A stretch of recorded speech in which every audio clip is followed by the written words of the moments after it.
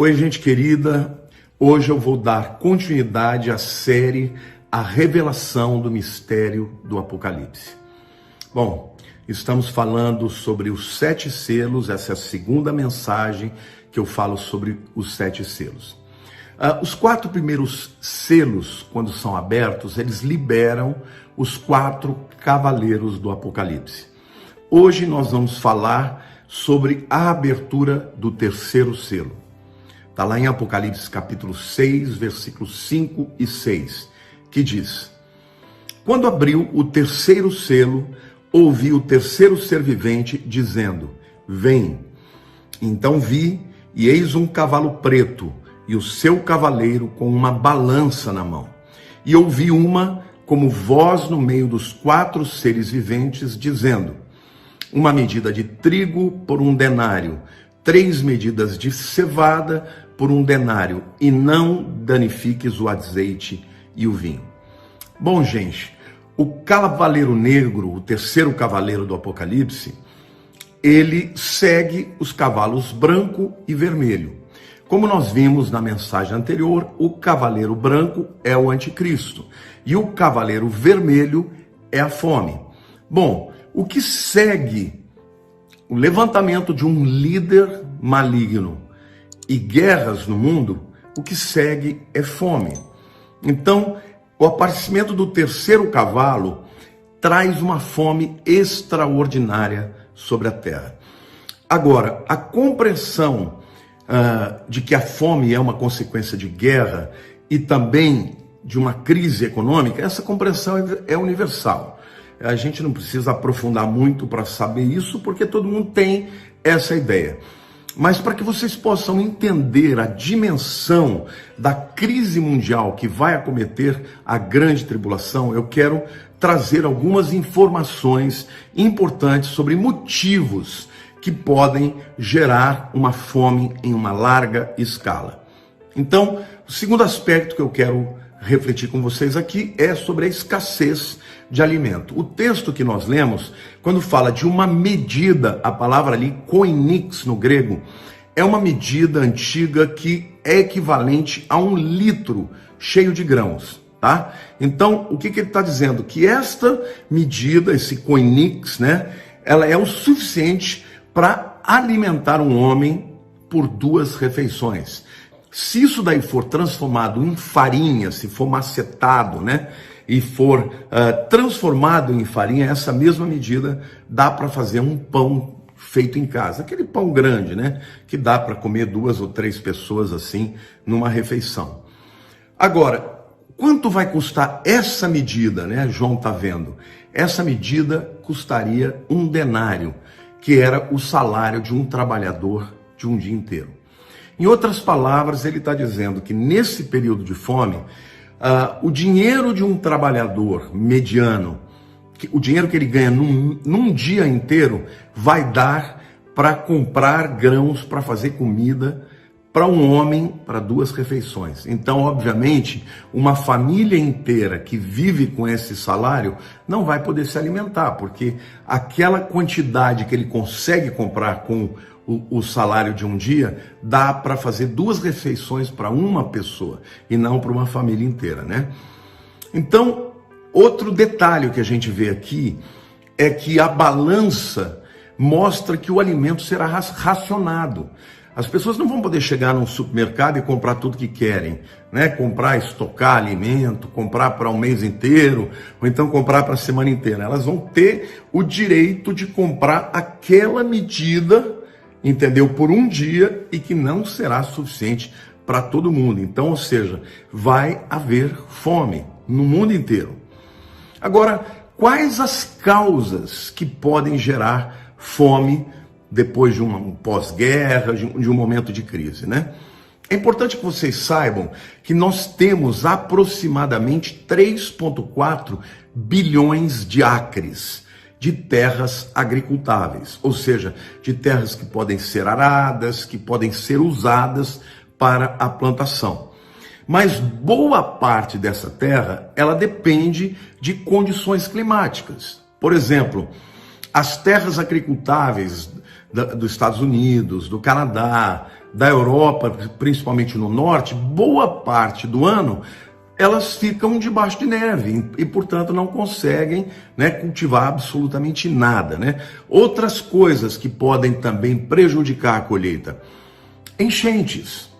Quando chove demais, a terra mata muitas vezes as sementes que já foram semeadas. Também a falta de chuva, ou que eles chamam de secas, né? Ou no inglês drought, né? Também acaba com colheitas, né? E a gente sabe que ao longo da história houve muitas fomes por razões diversas, tá? E eu quero dar alguns dados para vocês para explicar o que vai ocorrer nesse período, só que o período da grande tribulação, tudo que já aconteceu até então vai ser fichinha, vai ser um antigosto, vai ser um aperitivo. Porque na grande tribulação, a Bíblia diz que será um tempo de angústia como nunca houve na terra em todos os tempos, tá? Bom, vamos pensar na fome causada pelo tempo, né? Pelas secas muito grandes. No livro de Apocalipse, capítulo 16, versículo 8, diz assim: o quarto anjo derramou sua taça sobre o sol e foi-lhe dado queimar os homens com fogo. Queridos, no período da grande tribulação, haverá momentos de um calor tão causticante, mas tão causticante, que não haverá lugar do mundo onde as pessoas poderão se livrar desse calor. Hoje nós já estamos vivendo um antigosto disso, por exemplo, na época do verão na Europa. O verão na Europa, os últimos verões, tem feito 40 graus na Itália, na Espanha, tem feito mais de 40 graus em Portugal, até a Alemanha, gente, está tendo 38, 40 graus. As pessoas estão morrendo de calor, entendeu? E quando isso acontecer, quando esse calor vier sobre a terra, vai matar as colheitas, vai produzir secas extraordinárias. A gente tem visto isso também na Califórnia, na época do verão. A Califórnia tem muita seca, e com a seca e o calor, os incêndios eles acabam sendo incêndios espontâneos. Entendeu? Basta uma fagulha para pegar fogo e acabar com florestas inteiras. Então, o que a gente está vendo hoje, por conta do calor, vai ter na grande tribulação. Então, com isso, vai faltar alimento, além das guerras, né, além da má administração. O anticristo vai ser aquele que vai gerenciar a crise, e, portanto, a comida também vai estar na mão dele. Ele vai distribuir de acordo com as nações que se submetem a ele. As que se submetem mais vão receber mais alimento, as que se submetem menos vão receber menos alimento. Além disso, acrescentado isso, teremos secas por conta do calor causticante que teremos na grande tribulação. Mas também a gente sabe que enchentes causam problemas com colheita. Porque enchentes, quando o agricultor planta a sua semente, se vem e enche de água, vamos dizer assim, a terra encharcada apodrece a semente. E aí então tem que esperar um ciclo inteiro para voltar a plantar. Ou seja, a gente sabe que o tempo, a temperatura, o clima afeta a colheita. E nós sabemos que isso vai acontecer na grande tribulação também. Segunda razão que pode realmente produzir fome é a guerra. Eu quero contar para vocês algumas experiências que a história nos mostra a respeito de fome durante a guerra. Por exemplo, a Rússia, ao longo da história, ela venceu dois grandes conquistadores que invadiram o seu território. O primeiro foi Napoleão e o segundo Hitler. E estes dois inimigos foram derrotados da mesma maneira. Quando eles invadiam, a Rússia, temendo perder a guerra no confronto armado, o que eles faziam? Eles recuavam, eles iam para o interior, né? Iam para Moscou, iam para a Sibéria, iam para lugares longínquos da invasão desses inimigos. E quando eles iam recuando, eles iam botando fogo em tudo.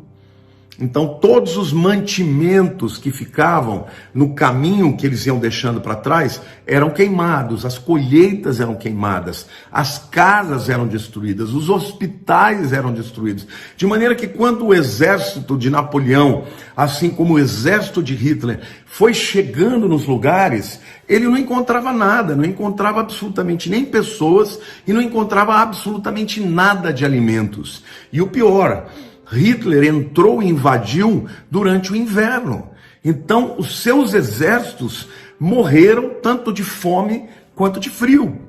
E vocês saibam, queridos, que a derrota, por exemplo, de Hitler para a Rússia foi eu diria assim, um golpe mortal contra Hitler. Muito provavelmente esse foi o início da sua derrota na Segunda Guerra Mundial.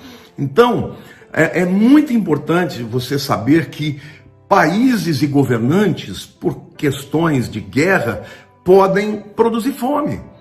Podem acabar com o seu próprio estoque de comida para que o inimigo não possa comer e nem eles mesmos. Então, o próprio povo acaba sendo afetado.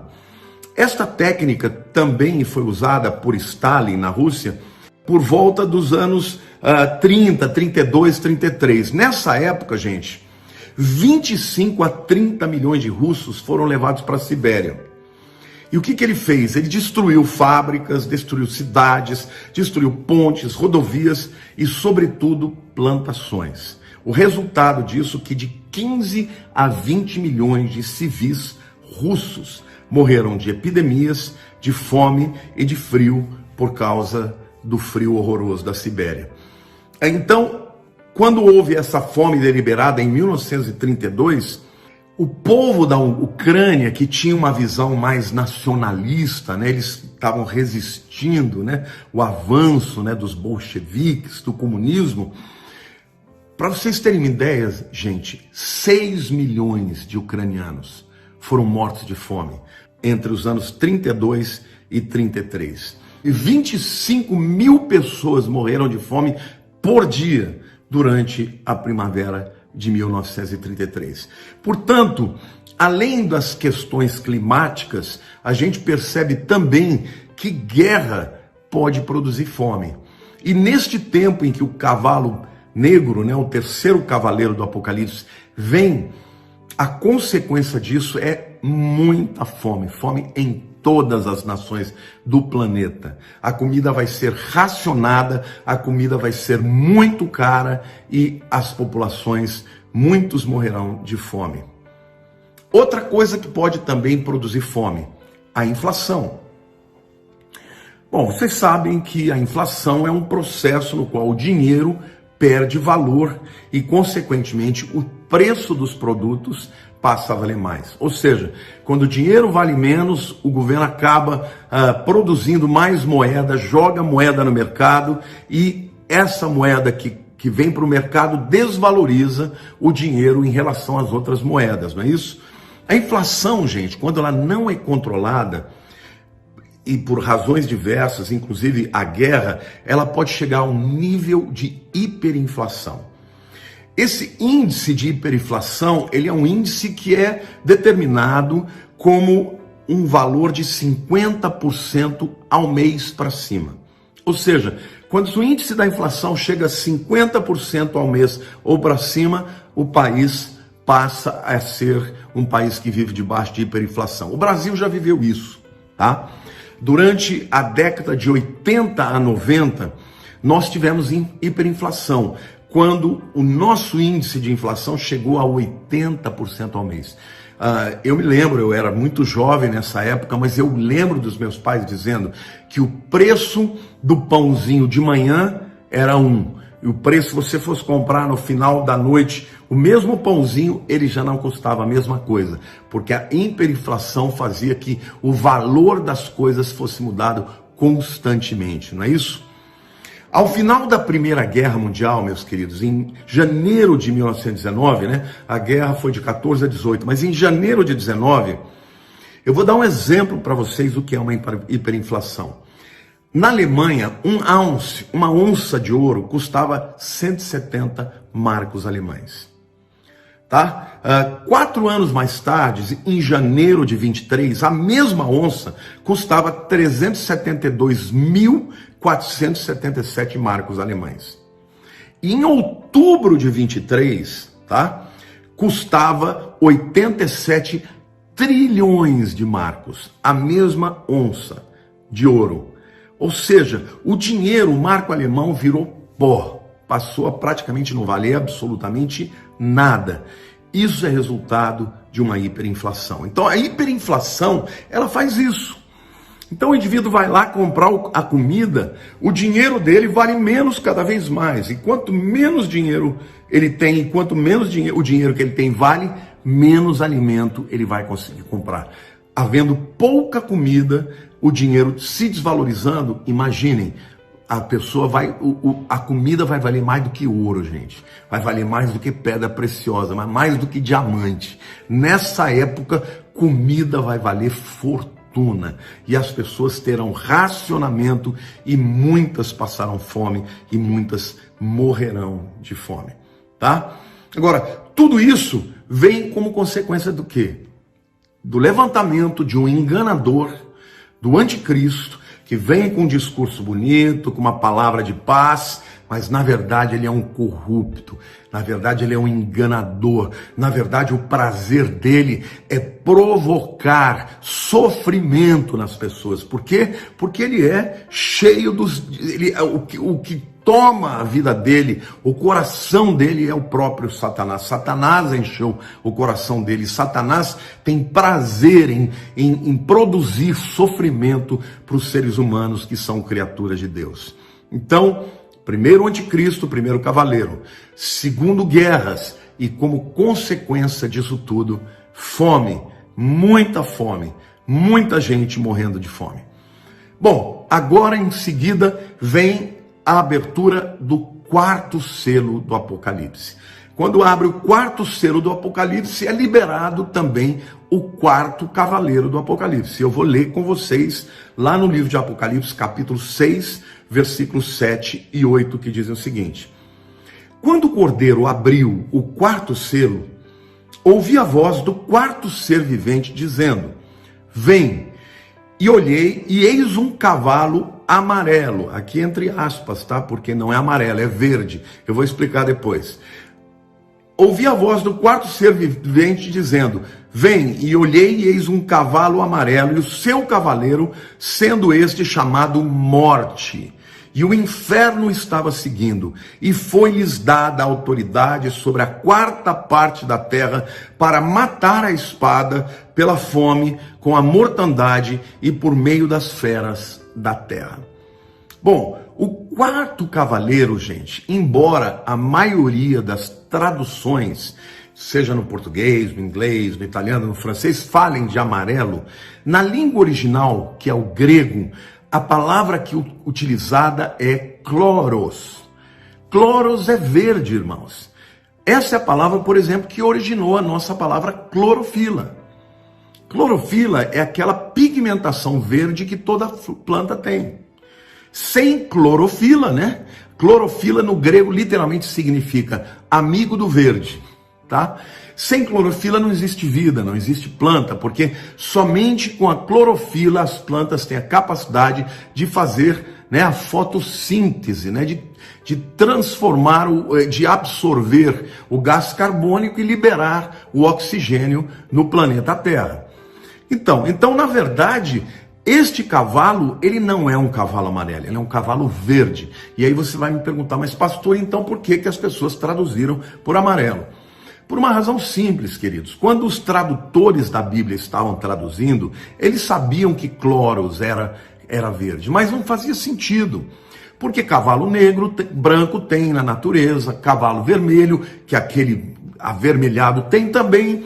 O cavalo negro tem, mas um cavalo verde não existe. Então eles procuraram uma tradução mais próxima do que existe. Um cavalo baio, ele é meio amarelado, não é isso? Mas o que significa então esse cavalo verde? Bom, o texto é claro, né? Esse cavalo verde é a morte.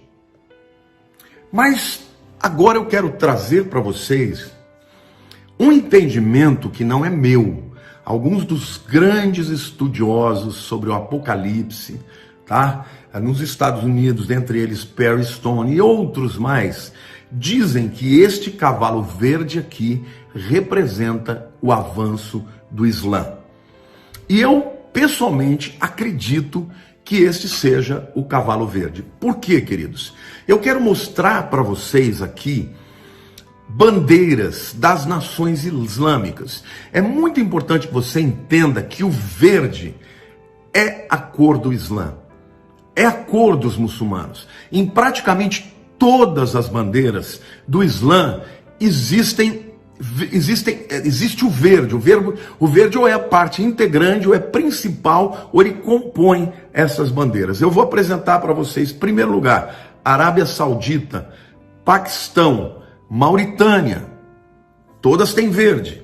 Depois, Palestina, Afeganistão, Iraque, Síria, todas têm verde na bandeira. Saara Ocidental, Jordânia, Kuwait, Líbia, todas têm verde. Emirados Árabes, Sudão, todas essas nações têm o verde. O verde é a cor do Islã. Eles podem ter outras cores, tem vermelho, tem branco, tem preto, mas o que une, a cor que une a todos é o verde. O texto diz também que o cavalo preto, quando for liberado, ele terá autoridade para impor a morte sobre 1/4 da população da terra. Vejam, aqui não está dizendo que ele vai matar 1/4 das pessoas, mas está dizendo que ele tem autoridade para matar 1/4 da população das terras. Então, o que eu quero ponderar com vocês aqui é: o Islã hoje é a religião que mais cresce no mundo. Hoje eles ainda não têm 1/4 da população da terra, mas eles estão caminhando para isso. Talvez já tenham 1/6, 1/5, perto disso, está chegando já, irmãos. Agora, o que a gente percebe é que o Islã está invadindo as nações. Está invadindo de todas as maneiras. Os islâmicos moderados, eles estão mudando para as nações. E ali eles estão casando, tendo seus filhos, casando com as mulheres da terra. Né? Nos Estados Unidos, há 10, 15 anos atrás, eu ia para lá, eu não via ninguém usando burca. Hoje é impossível você ir para qualquer cidade americana e você não perceber que eles já estão lá. E mais do que visitantes, eles são moradores que passam a adquirir direitos. Entende? E eles passam a ter mais filhos do que os moradores da terra. Então é uma questão de tempo que eles dominem muitos desses países nos quais eles invadiram. Vocês sabiam que hoje, por exemplo, na França, irmãos, até 20 anos, eles já são mais de 25% da população. Jovens abaixo de 20 anos já são mais de 20% da população francesa. A Bélgica é uma nação que está dominada já pelo Islã. Mas não é só isso, a Inglaterra, a cidade de Londres tem fechado igrejas e, em contrapartidas, muitas mesquitas são abertas. Prefeito de Londres, eu não sei se o atual mas pelo menos o último é muçulmano, ou seja, cada vez mais eles estão entrando, dominando as nações, eles estão invadindo a Alemanha, a Suíça, eles estão entrando, e dentro de pouco tempo, 10, 20, 30 anos, a Europa não será mais um país, um continente cristão, será um continente de maioria muçulmana. Não tenham dúvida disso, meus queridos. Então, essa é a razão porque eu acredito que eles são o cavalo verde. Por quê? Porque o texto diz claramente, irmãos, que eles vêm e têm poder para matar, infringir a morte. A Bíblia diz que a morte iria segui-los e eles têm autoridade para matar 1/4 da população da terra. É importante vocês entenderem a mentalidade do Islã. O Império Otomano, ele deixou de existir no final da Primeira Guerra, no ano de 1917, o general Allenby entrou lá em Israel e tomou da mão dos muçulmanos. Ataturk, em 1923, fez uma reforma extraordinária na Turquia, que era a sede do califado, né? A sede da Sharia, que é a lei dos muçulmanos, e ali então foi desfacelado o Império Otomano. Mas estes líderes nunca deixaram de agasalhar no coração o desejo de voltarem a ser um califado. O que é um califa? Um califa é o Papa, irmãos. É o líder espiritual e o líder de todo o Império Muçulmano. Eles estão falando em todos os segmentos, desde os mais radicais até os mais moderados, de restituir esse império, esse califado. E quando isso acontecer, irmãos, eles vão estabelecer a Sharia, que é a lei dos muçulmanos. Aqueles que se converterem vão se tornar muçulmanos. Aqueles que não se converterem serão decapitados, serão escravizados, serão mortos. E, meu querido, a Bíblia diz que eles serão mortos à espada. O texto dá a entender de degolar, de serem decapitados. Qual é a religião que mata por decapitação? Aí alguns muçulmanos mais moderados podem dizer, não, mas você está sendo muito radical. Meus queridos, dentro da lei, da visão apocalíptica do Islã, eles acreditam na chamada jihad, que é a guerra santa. Eles acreditam que o último imã, o Mahdi, ele virá para consolidar o mundo, transformar o mundo em um mundo muçulmano. E todo muçulmano sabe que quando isso acontecer, ele vai levar os muçulmanos do mundo inteiro à guerra e vão matar aqueles que não se submeterem a eles. E eles têm como alvo primeiro, queridos, os cristãos, que eles chamam de cruzados, e os judeus. Então, na grande tribulação, eu creio que o Islã será levantado como uma força poderosa para trazer a espada e para levar à morte daqueles que não se submeterem à sua verdade, à Sharia e até mesmo à religião do Islã. Então, eu acredito que o quarto cavaleiro, meus queridos, o quarto cavaleiro, o cavaleiro verde, cavalo verde é o Islã, e vai certamente haver uma invasão do Islã. Aí alguém vai me dizer, pastor, então quer dizer que o Islã é que vai dar o anticristo? Alguns teólogos dizem que sim, que o anticristo será alguém oriundo do islamismo. Ele necessariamente ele não precisa aparecer alguém que se vista como islã. Ele pode ser um europeu, por exemplo, sabe, super aberto, com vestes modernas, mas que na verdade ele crê no Islã e crê neste viés e crê nesse projeto de transformar o mundo num mundo islâmico. Por outro lado, pode ser que não seja o anticristo não seja um islâmico, mas então, nessa segunda maneira de interpretar, o Islã seria mais uma força a estar compondo esse tempo da grande tribulação, ok? Você perguntava, o que você pensa, pastor? Eu acho que tem uma grande chance de ser realmente um anticristo muçulmano ou de oriundo dos muçulmanos. Por quê, queridos? Porque o Império Romano que vai ser reconstruído, a chamada Babilônia, ele compunha tanto do Império Romano do Ocidente, que é o chamado Europa hoje, mas o Império Romano do Oriente, que a sede era em Istambul. Hoje Istambul, na época Constantinopla, né? Então, é muito importante que vocês entendam que este anticristo, esse líder mundial, ele vai unir o mundo. E ele vai ser um líder político que, na minha opinião, ele vai conseguir unir o Ocidente e o Oriente. Ele vai unir as religiões, mas na hora do vamos ver, ele vai impor a chamada Sharia. E muitas pessoas que não se submeterem a isso estarão correndo risco de morrer, vão ter que fugir, e se forem pegas, vão ser mortas e decapitadas.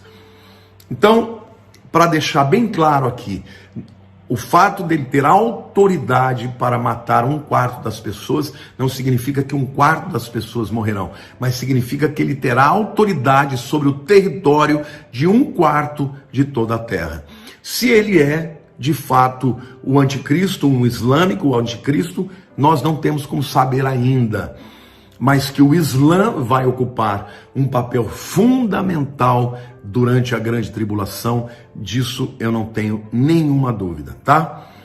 Então, para concluir, eu quero dizer para vocês que o tema do arrebatamento, que muita gente nega, dizendo que não há arrebatamento secreto, que isso tudo é mentira, que é uma interpretação errada, eu quero dizer para vocês que não há nenhuma carta do Novo Testamento que seja tão clara quanto ao arrebatamento da igreja, quanto a primeira carta de Tessalonicenses. Aliás, as duas tratam desse tema. Mas a primeira carta inteira, irmãos, ela foi escrita para instruir aos crentes de Tessalônica que estavam tristes, achando que Jesus não vinha e que as pessoas que morreram não iam participar do arrebatamento. Então a carta inteira, o tema da primeira carta de 1 Tessalonicenses é o arrebatamento. Então meu conselho é que você leia esta carta e leia entendendo que foi para isso que Paulo a escreveu para os crentes de Tessalonicenses. Então, por que eu quero dizer isso? Porque no capítulo 4, Paulo fala de maneira muito clara do arrebatamento. Nós já falamos sobre isso, né? Os versos 16 em diante, né? Quando tocar a última trombeta, o Senhor descerá dos ares, e aí então os que estiverem dormindo em Cristo, os mortos em Cristo, vão ressuscitar primeiro, e depois nós, os vivos, seremos juntamente com eles arrebatados com o Senhor lá nas nuvens.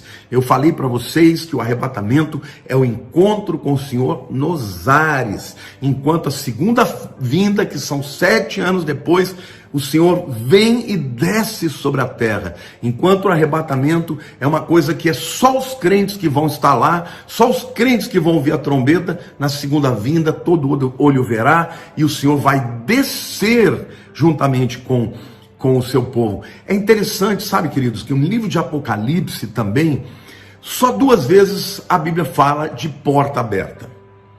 No capítulo 4, quando João vê uma porta aberta e ouve uma voz dizendo, subi para cá. Então, em João capítulo 4, a porta se abre no céu e a direção é da terra para os céus. É o povo sendo arrebatado para os céus, passando por essa porta aberta. A segunda porta aberta que acontece está lá em Apocalipse 19. E de novo, é o Senhor aparecendo, só que agora a porta aberta e a direção é do céu para a terra. E agora os crentes vêm com o Senhor. Aí eu vou até dizer para vocês que lá nesse texto diz que vem os santos vestidos de linho branco. Aí você fala, mas será que são anjos? Não, queridos, na Bíblia anjos não vestem linho branco. E um pouco antes, quando fala destes, quem são estes? São esses os que vieram da grande tribulação. Está falando daqueles que tiveram as suas vestes lavadas e purificadas como linho. Estes então, os crentes que foram arrebatados, somados aos que morrem na grande tribulação, eles têm as suas vestes lavadas, purificadas como linho, e são esses os que descem, meus amados, vindo pela mesma porta aberta, só que agora a porta aberta está aberta para descer para a terra, vindo com Jesus, lá no Apocalipse capítulo 19. Então, eu quero dizer que Apocalipse 4 fala do arrebatamento, é da terra para os céus. Apocalipse 19 fala da segunda vinda, é dos céus para a terra. Mas por que eu estou dizendo isso? Porque em 1 Tessalonicenses capítulo 4, que fala do arrebatamento, em seguida, no capítulo 5, queridos, Paulo fala da grande tribulação. E ele chama a grande tribulação de o dia do Senhor. E ele diz assim, vós não estáis em trevas para que este dia, como ladrão, vos apanhe de surpresa. O que Paulo está dizendo? Gente, vocês não vão estar no dia do Senhor, porque vocês não estão dormindo, vocês não vão estar dormindo quando a trombeta tocar, e vocês não vão ser pegos como ladrão é pego de surpresa.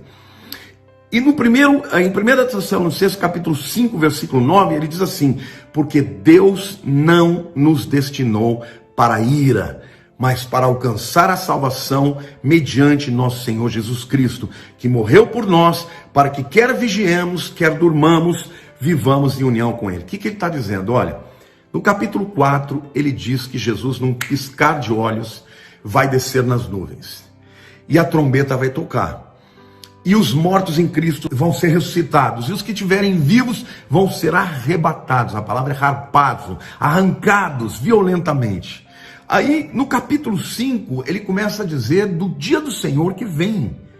Ele diz, quando disserem paz, paz, não haverá paz, mas destruição. E aí, então, ele apresenta o dia do Senhor, queridos. E ele diz que o dia do Senhor será como ladrão, que vai pegar a humanidade de surpresa. Mas ele diz, mas vocês não. Vocês não vão ser pegos de surpresa, porque vocês não são como os gentios que dormem. Vocês estão acordados, vocês estão vigiando. E aí no primeiro capítulo, no capítulo 5 de Tessalonicenses, versículo 9, ele diz, porque Deus não destinou vocês para a ira. Que ira é essa? A grande tribulação, mas para alcançar a salvação mediante nosso Senhor Jesus Cristo, que morreu por nós, para que quer vigiemos, ou seja, quer vocês estejam aí acordados, esperando pela vinda de Jesus, quer vocês estejam mortos ou dormindo, nós vivamos em união com Ele. Amém? E no primeiro capítulo dessa mesma carta de Tessalonicenses, no versículo 10, ele diz a mesma coisa, ele diz assim, que nós devemos aguardar dos céus o seu Filho, a quem Ele ressuscitou dentre os mortos, Jesus, que nos livra da ira vindoura. Que ira é essa, queridos? A ira da grande tribulação. Aqui, a carta inteira está falando sobre isso. A carta inteira de Paulo aos Tessalonicenses está dizendo, olha gente, não se preocupem, o arrebatamento vem. Quando o arrebatamento vier, primeiro vão os mortos que creram em Jesus, depois vão os vivos que estiveram esperando por Jesus. O mundo vai ser pego de surpresa, porque ele vem como ladrão. Quando a trombeta tocar, só os crentes vão ouvir, irmãos. Só os crentes vão encontrar com o Senhor nos ares. O mundo vai estar agora à mercê do dia da ira, do dia da grande tribulação, meus queridos. Em nome de Jesus, eu quero declarar que você não faz parte deste momento, irmãos. Você não faz parte desse tempo. Mas eu quero terminar essa palavra, queridos, falando com você o seguinte. A Bíblia diz que Jesus é o noivo.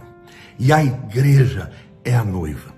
Você pode imaginar um noivo preparando a sua noiva para se casar com ele e antes do casamento dando uma surra nela? Ou então entregando ela para um momento de tribulação para ela sofrer todo tipo de afronta? Você acredita que um noivo faria isso pela sua noiva?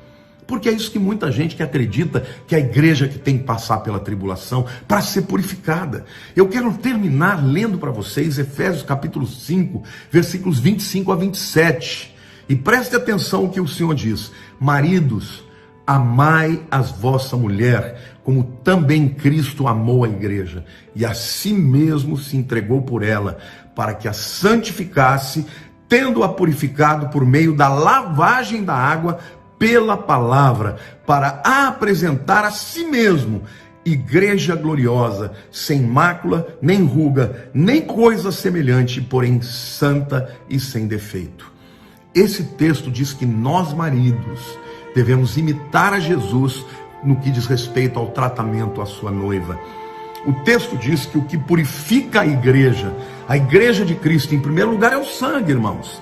Mas depois diz que o que purifica a igreja é a lavagem da água pela palavra, para apresentar a si mesmo igreja gloriosa, sem mácula, sem ruga, nem coisa semelhante, porém santa e sem defeito. O que nos purifica, irmãos, não é a tribulação. O que nos purifica não é o Senhor nos deixar, passar pelo pior momento da história. O que nos purifica é a morte de Jesus Cristo. O que nos purifica é a sua palavra, que nos limpa pela água que é a palavra. Amém, meu querido.